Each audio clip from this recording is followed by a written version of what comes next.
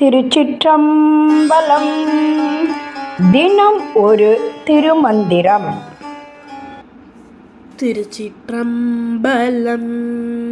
சந்தியடத்தக்க தாமரைவான் முகத்து அந்தமில் ஈசன் அருள் நமக்கே என்று நந்தியை நாளும் வணங்கப்படும் அவர் புந்தியின் உள்ளே புகுந்து நின்றானே.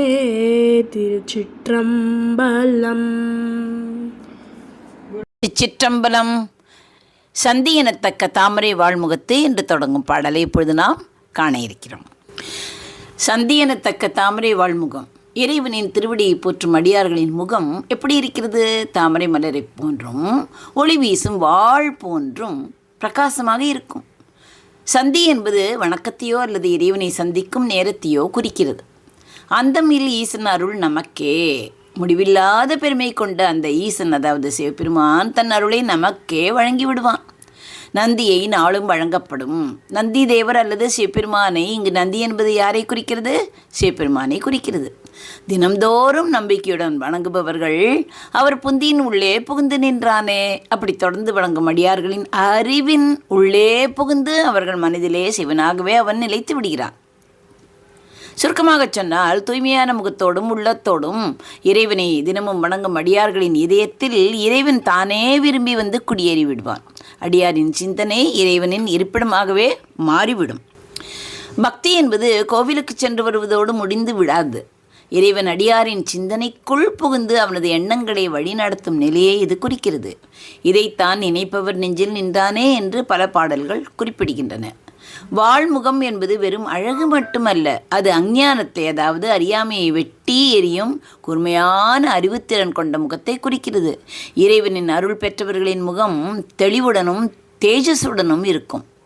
நந்தி சைவ மரபில் சிவபெருமானின் முதன்மை அடியாராகவும் வாயில் காவலராகவும் ஞானத்தின் வடிவமாகவும் நந்தி கருதப்படுகிறார். இதை அவரும் அறிந்ததுதான். நந்தியை வணங்குவது என்பது சிவபெருமானின் திருவடியை அடைவதற்கான வாசலை திறப்பதாகும். மாணிக்க வாசகர் என்ன செய்தார்? இறைவனை எங்கோ தொலைவில் தேடாமல் தூய உள்ளத்துடன் அவனை சிந்திப்பவர்களின் இதயத்திலேயே அவன் உரைகிறான் என்ற ஆழ்ந்த உண்மையை இங்கே உறுதிப்படுத்துகிறார். ஒரு கஸ்தூரிமான் காட்டில் அலைந்து கொண்டிருந்தது. திடீரென்று ஒரு அற்புதமான இனிய மனம் அதன் மூக்கை துளைத்தது. அந்த மனம் எங்கிருந்து வருகிறது என்று தெரியாமல் அதை தேடி காடு முழுவதும் ஓடியது. முட்கள் தைத்தன, பாதங்கள் புண்ணாகின, நாக்கு வறண்டு போனது. எவ்வளவோ தேடியும் அந்த மனம் எங்கிருந்து வருகிறது என்று மானால் கண்டுபிடிக்கவே முடியவில்லை. களைப்படைந்து ஓரிடத்தில் அமர்ந்த போதுதான் அந்த மனம் தன் சொந்த உடம்பிலிருந்தே வீசுவதை அது உணர்ந்து கொண்டது. மான் என்பது என்ன? மனித மனம். நாம் அனைவரும் அந்த மானைப் போலவே இருக்கிறோம். மகிழ்ச்சியும் இறைவனையும் எங்கோ வெளி உலகத்திலோ கோயில்களிலோ அல்லது ஏதோ ஒரு தூரத்திலோ தேடுகிறோம். கஸ்தூரி என்பது என்ன? கஸ்தூரி தான் இறைவன். இறைவன் நம் இதயத்திற்குள்ளேயே, அதாவது அந்தரங்கத்தில் இருக்கிறான். கஸ்தூரி போல மனம் வீசி கொண்டிருக்கிறார். ஆனால் அறியாமை எனும் திரை நம்மை அதை உணரவிடாமல் தடுத்து கொண்டிருக்கிறது. தேடல் என்பது பக்தி. புந்தியின் உள்ளே புகுந்து நின்றானே என்று மாணிக்க வாசகர் சொல்வது தேடல் முடிவுக்கு வந்து அந்த தெய்வீக உணர்வை நாம் நமக்குள் உணரும் கருத்தை, கணத்தை குறிக்கிறது.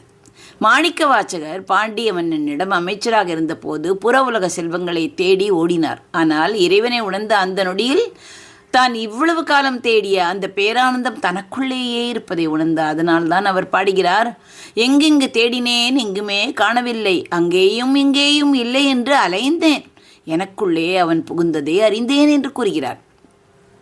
இதன் பொருள் என்ன?